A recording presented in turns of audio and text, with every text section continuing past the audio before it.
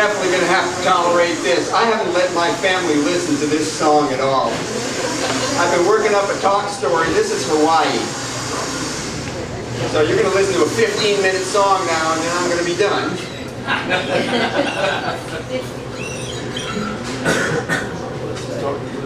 And pardon me if I throw a little Kentucky aphorisms in. I started with Kentucky, and I'm ending with Kentucky. I'm from Kentucky.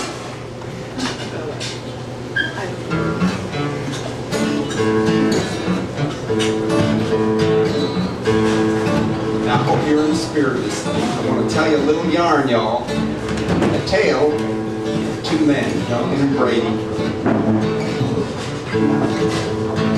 Now, Duncan was the one and only businessman, the sole proprietor of this town. He ran the local post office. He ran the local luncheonette. He ran the local shoe shine parlor, the local hair salon, the local pool parlor, and he actually even ran a little liquor on the side. Needless to say, the man really liked to be in charge. About most of the folks in Possum Tribe, population 147, were down at Duncan's that day. It being a Friday afternoon, they'd just been paid. And they were there throwing a little die, and they were getting a little high, and they were shooting a little pool, and they were talking real cool.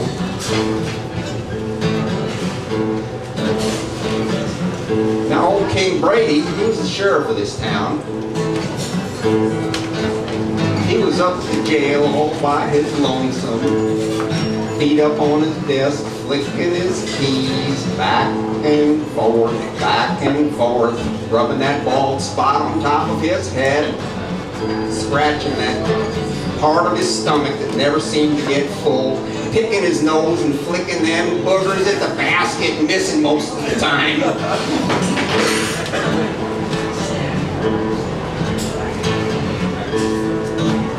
In one word, even though I've added many, in all due respect, this man was in sore need of some companionship.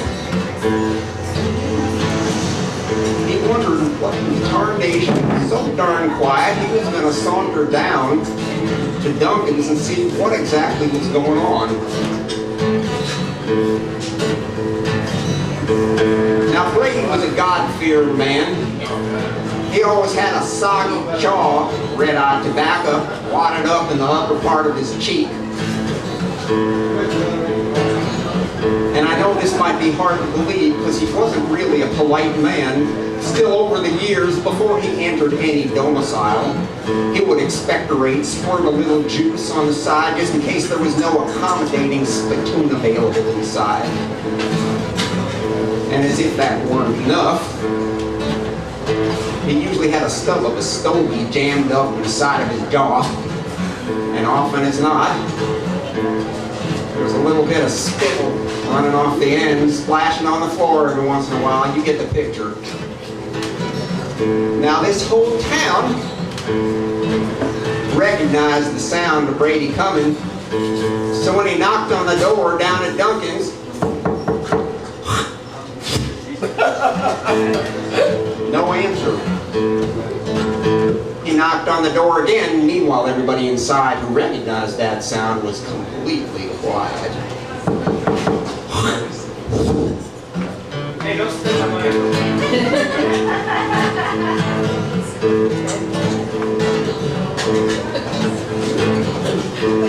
There was no answer the second time around, so he went around the back and he knocked. Hey, on my speaker now.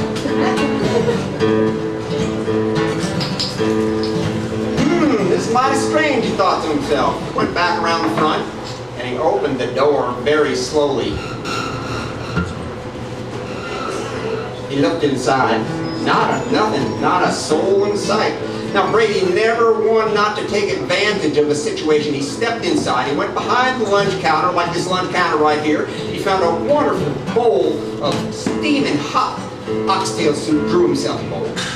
He buttered himself up 2 peanut butter, mayonnaise, tomato, and banana sandwiches. And he cut himself a slab of that famous Aunt Mabel's pie. the second cup of his coffee, the folks in the back room who didn't know that Brady was still amongst them let go an exuberant, "I'll bet 2 shoes on a pair of snake eyes." Now them's hippie gambling terms, and Brady didn't quite know what they meant, but still the air hung heavy with suspicion. Still, Brady was a good boy, raised well by his mama, and he wasn't going to waste a lick of grub. So he got up after gabbling down the last 2 bites of David's famous Boston cream pie. He slurped up the dregs of that cup of coffee, wiped his mouth on the shirt of his sleeve, or the sleeve of his shirt, loosened his belt a notch, thinking, them's good eating business. Tucked in his shirt, straightened his tie, thought he'd reckon he'd go around back to see what in the damnation was that ruckus all about. Circling around to the rear, he rapped on that door once more.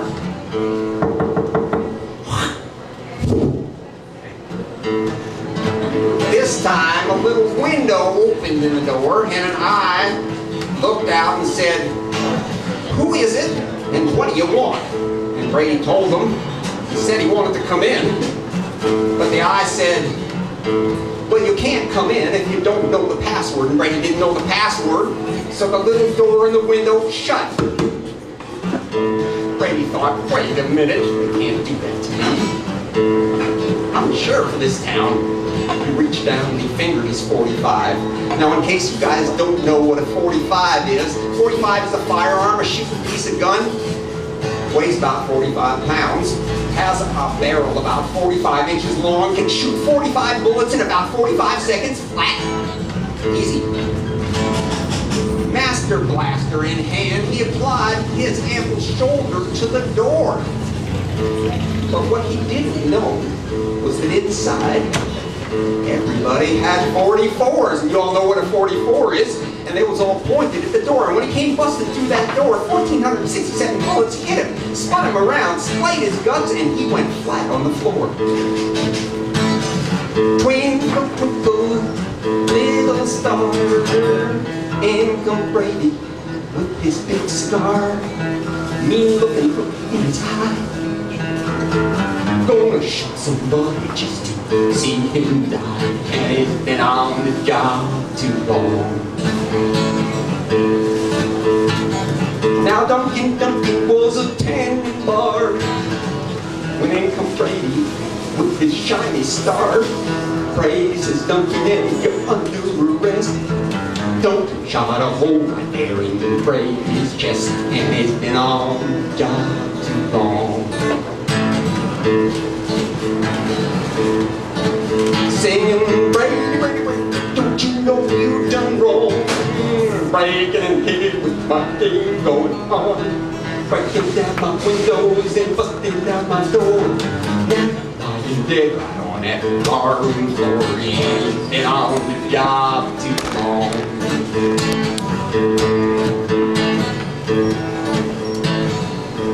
And there's Brady, lying stone cold dead on the floor. Someone thought maybe they should call the doctor and maybe even give his wife some notice.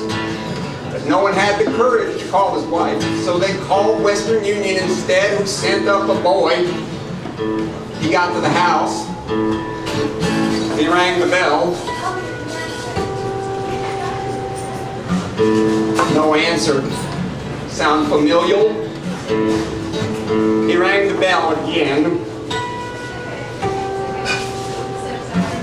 Once again, no answer. Brady's wife was upstairs, lying buck naked on the divan, munching Hostess Twinkies and watching daytime soap operas. And normally that television was too darn loud, but she heard the second time because it was a commercial break. So she called out the window and said, "Who is it?" And the boy said, "It's Western Union, ma'am." "Well, what do you want?" "I got a telegram, ma'am." "Well, just slip it under the boy, son. I'll slip under the door." "Well, I can't, ma'am. It's a singing telegram." "All right." So she grabbed a little flimsy shirt from the back of the chair and she went downtown, went downstairs. Oh, she looked through the peephole to see exactly who it was, to make sure it was the Western Union boy, and it was. And she opened the door, and she said, yes. And he sang, your man is dead. Brady's wife was a mighty flirt. She went on downtown in her undershirt, saying, hush now children, don't you cry. Gonna get a pension when your daddy died. He's been on the job real long.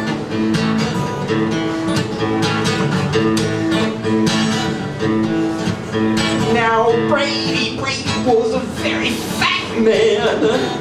Doctor reached out, grabbed a hold of his hand, felt for his pulse. Doctor, he said, I swear to my soul, he came. Brady's dead again, been on this job too long. Singing, Brady, Brady, Brady, don't you know you done wrong? Breaking in here with my game going on. Breaking down my windows and busting down my door. Now you're lying dead on the barroom floor. You've been on the job too long. Now he's big and fat and vulgar a man as Brady was. He still ran a little sleight of hand on the side with some of the women in town. There's something about a uniform that just makes those ladies turn in their heads. And when all those women heard that King Brady was dead, they went on home and they re-ragged in red. Come slipping and sliding, come shuffling down the street in their old mother hugs and their stocking feet. And they've been on the job too long. Now it's high-tailed carriages standing all around just to take King Brady to his burial ground. High-tailed carriages, those rubber-tired hats, they roll into the graveyard and they never brought him back. And they've been on the job too long. So we finally made it to the graveyard. And there's the preacher man staring down into that gaping hole that grave.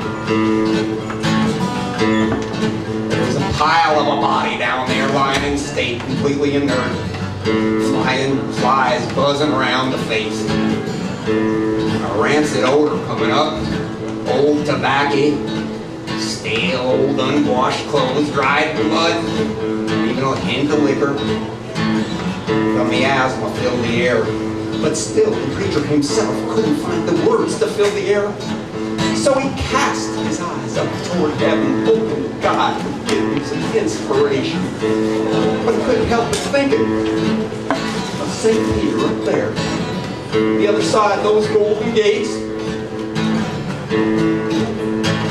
playing a hand of cards with the other angels. And St. Peter crying out, Brady, Brady, Brady, don't you know you done wrong? Breaking in here with my game going on, busting down my windows and breaking down my door. Now lying there on that barroom floor, you've been on the job too long. Brady, Brady, don't you know you done wrong? Breaking in here with my game going on. Breaking down my windows and busting down my door. Now you're lying there on that barroom floor. Yeah, been on the job. Been on the job. Been on the job too long. How about you guys? You been on your jobs too long? You know that take that job and shove it, that's another song, but maybe you should reconsider your life. You only have one life, you know, time's a wasting. Think about it now. You've been on the job too long?